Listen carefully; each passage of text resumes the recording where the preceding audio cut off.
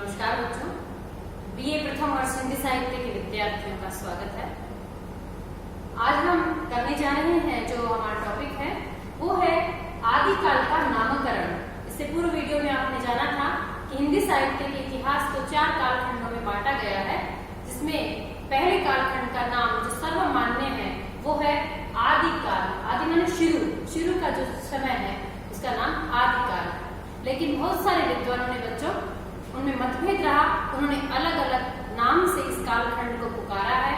क्यों पुकारा है, इसलिए पुकारा है, किस नाम से किस व्यक्ति ने पुकारा है, आज हम उसी के बारे में जानेंगे कि आदिकाल के विभिन्न प्रकार के जो नामकरण किए गए हैं, अलग अलग जो नाम दिए गए हैं, वो किस विद्वान ने क्या नाम दिया और किस आधार पे दिया। ये बच्चों आगे नेट के परीक्षा तक आपके लिए बहुत उपयोगी है, इसलिए इन नामों को और विद्वानों का नाम आप अवश्य याद कर लें, आप नोट कर लें अपनी डायरी में, जरूरी है। जैसे एक छोटे बच्चे को घर में एक जना लड्डू कहता है, एक कान्हा कहता है, एक गोपाल कहता है, एक लल्ला कहता है, एक मुन्ना कहता है, ठीक वैसे ही हिंदी साहित्य के शुरू के काल के अलग अलग नाम जो है वो अलग अलग विद्वानों ने दिए हैं, जिसके पीछे उनका अलग अलग आधार भी है। तो पहला नाम जो हम देखते हैं कि उसका नाम वीर गाथा काल। आचार्य रामचंद्र शुक्ल ने हिंदी साहित्य का इतिहास लिखा, जो आज सभी विद्वानों के लिए प्रकाश स्तंभ है। तो आचार्य रामचंद्र शुक्ल ने इस काल का नाम दिया वीर गाथा काल, क्योंकि इनके सामने इस काल में जो रचनाएं इनके सामने आई वो रचनाएं वीरों की गाथाओं से संबंधित थी। बहुत सारे रासो इनके सामने आए, जिसमें हमीर रासो है, पृथ्वीराज रासो है, बिसल देव रासो है, अलग अलग परमाद रासो है, बहुत सारे जो रासो ग्रंथ इनके सामने आए। तो वो जो रचनाएं इनके सामने आई, उन रचनाओं की एक प्रवृत्ति को इन्होंने देखा और उसका कॉमन निकाला, औसत निकाला कि इन रचनाओं की जो कॉमन प्रवृत्ति है, जो औसत प्रवृत्ति है, वो है वीरों की गाथाएं हैं इसमें। उस आधार पे आपने नाम दे दिया वीर गाथा काल। लेकिन ये वीर गाथा काल नाम बाद में एक समय के साथ जाकर अर्थहीन रह गया, क्योंकि बच्चों जिन रचनाओं के आधार पर, जिन 12-13 रचनाओं के आधार पर आपने नामकरण किया था, उस नामकरण का आधार खिसक गया। जिस पृथ्वीराज रासो की बात की थी वो एक अप्रामाणिक ग्रंथ साबित हुआ, क्योंकि उसकी 4 प्रतियां अलग अलग जगह से अलग अलग स्वरूप के साथ, अलग अलग आकार के साथ जब मिली तो उसके ऊपर प्रामाणिकता का प्रश्न चिन्ह लग गया। इसी तरह बिसल देव रासो जो है वो एक गेय और श्रृंगारिक काव्य है। इसी तरह विद्यापति की जो रचनाएं हैं, कीर्तिलता और कीर्ति पताका, उसमें भी वो भी हमीर रासो जैसे काव्य है। हमीर रासो प्राप्त ही नहीं हुआ, नोटिस मात्र ग्रंथ रहा, किसी ने केवल उल्लेख मात्र किया है, हमीर रासो मिला नहीं। तो ऐसे ही क्या हुआ कि जो आधार खिसकने की वजह से रामचंद्र शुक्ल द्वारा दिया गया वीर गाथा काल नाम है, ये आने वाले समय के साथ खोज जैसे जैसे चलती रही, रिसर्च चलता रहा, उसके आधार पर ये नाम अमान्य हो गया। एक नाम दिया आचार्य महावीर प्रसाद द्विवेदी ने बीज वपन का।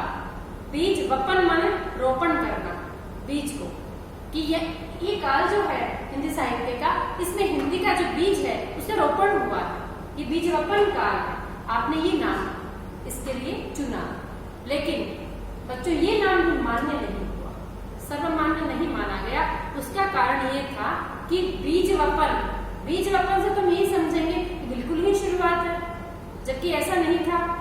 अपभ्रंश से जो हिंदी निकली, तो हिंदी का जो स्वरूप था वो अपने आप में फिर बिल्कुल विकसित था। ऐसे में हम उसे बीज वपन काल के नाम देते हैं तो बहुत संकुचित नाम रह जाएगा, अर्थ रह जाएगा, इसलिए इसका बीज वपन काल भी स्वीकृत नहीं किया गया। मिश्र बंधु हुए, 2-3 भाई थे ये मिश्र बंधु, गणेश बिहारी, सुखदेव बिहारी। इन्होंने मिश्र बंधु विनोद नाम से हिंदी साहित्य का इतिहास रचा था। और बच्चों इन्होंने अपने इतिहास ग्रंथ में इस काल को नाम दिया आरंभिक काल। इसका बिल्कुल आरंभ हुआ है, बिल्कुल शुरुआत हुई है, लेकिन केवल शुरुआत नहीं हुई थी, बहुत सारी रचनाएं इस युग में हिंदी की लिखी जा चुकी थी। अतः ये नाम भी इस कारण मान्य नहीं हुआ, सर्वमान्य नाम नहीं बन पाया। और इन्हीं के नाम के आधार पर ही डॉक्टर गणपति चंद्र गुप्त ने हिंदी साहित्य का वैज्ञानिक इतिहास लिखा, और उस इतिहास में आपने इसको नाम दिया प्रारंभिक काल, जो कि वो भी आरंभ की इसलिए ये नाम भी सर्वमान्य नहीं कहा जा सकता। डॉक्टर रामकुमार वर्मा जो कि हिंदी साहित्य की समय सीमा को थोड़ा सा और पहले ले जाते हैं, 1050 से और पूर्व ले जाते हैं और इसको नाम देते हैं संधिकाल या चारणकाल। अधिकांश रचनाएं चारणों द्वारा रची गई थी और इस युग में संधि हो रही थी अपभ्रंश की और हिंदी की। अपभ्रंश के कई रूपों से जो हिंदी का विकास हुआ था, हिंदी के कई रूपों का विकास हुआ था, उसको आधार बनाकर डॉक्टर रामकुमार वर्मा ने इसको नाम दे दिया संधिकाल व चारणकाल। अब बात आती है बच्चों कि जो हमारा हिंदी साहित्य का जो शुरू का पहला काल है हमारा, उस काल में क्या केवल चारणों की ही रचनाएं थी? तो फिर जैन रचनाएं कहाँ जाएगी, लौकिक रचनाएं कहाँ जाएगी? वो भी बहुत सी रचनाएं बहुत सारे लेखकों द्वारा रची गई थी, वो सारे लेखक तो चारण नहीं थे और केवल संधिकाल कहने से काम नहीं चल सकता क्योंकि हिंदी का उद्भव हो चुका था, अतः ये नाम भी जो है वो अमान्य है। राहुल सावित्री भी इसके कालखंड को थोड़ा और पूर्व ले जाते हैं और आप इसको नाम देते हैं सिद्ध सामंत काल। आपने किस आधार पे दिया? सिद्धों की रचनाएं। इस काल में बच्चों 84 सिद्ध हुए थे और सिद्धों ने भी बहुत सारी अपनी रचनाएं लिखी थी, अतः इस काल को नाम देते हैं सिद्ध। और सामंत काल, सामंती समय था, राजा महाराजाओं का समय था, सामंत युग था, अतः यहाँ सिद्ध और सामंत काल से केवल इतना ही ध्वनित हो रहा है कि केवल सिद्ध थे और सामंत थे, बाकी और कोई रचनाएं थी नहीं। वही लौकिक रचनाएं कहाँ जाएगी, जैनों की रचनाएं कहाँ जाएगी, इतने सारे रासो ग्रंथ लिखे गए वो कहाँ जाएंगे? अतः ये नाम भी जो राहुल सावित्री द्वारा दिया गया, ये नाम भी अमान्य हो गया। डॉक्टर धीरेन्द्र वर्मा ने अपनी पुस्तक में इस युग को नाम दिया अपभ्रंश काल। अपभ्रंश का अर्थ होता है गिरा हुआ, बिगड़ा हुआ। अर्थात बच्चों हिंदी का जो शुरुआत है हिंदी की वो कहाँ से? हम देखते हैं कि सबसे पहले वैदिक संस्कृत आती है, वेदों की रचनाएं जिस संस्कृत में हुई थी। वैदिक संस्कृत के बाद आती है लौकिक संस्कृत, उसके बाद आती है पाली, प्राकृत और फिर अपभ्रंश। और अपभ्रंश के 6-7 जो स्वरूप हैं उनसे हिंदी के कई रूपों का विकास होता है। अतः यदि इस युग को हम अपभ्रंश काल कह देंगे तो फिर एक हिंदी साहित्य का पहला इतिहास, पहला कालखंड हम कैसे मान सकते हैं? हिंदी तो अपभ्रंश से बिल्कुल कई रूपों में भिन्न हो गई थी, बहुत सारे रूपों में अपभ्रंश से हिंदी भिन्न हो चुकी थी क्योंकि ये संयोगात्मक थी और हिंदी धीरे धीरे वियोगात्मक हो गई थी। व्याकरणिक आधार पर बहुत सारे परिवर्तन जो है हम हिंदी के अंदर देख सकते हैं। अतः धीरेन्द्र वर्मा द्वारा दिया गया जो नाम है अपभ्रंश काल, ये भी इस कालखंड का एक सर्वमान्य नाम नहीं बन पाया। तो बात उठती है तो फिर हम आदिकाल को कैसे मानते हैं? आदिकाल नाम दिया बच्चों आचार्य हजारी प्रसाद द्विवेदी।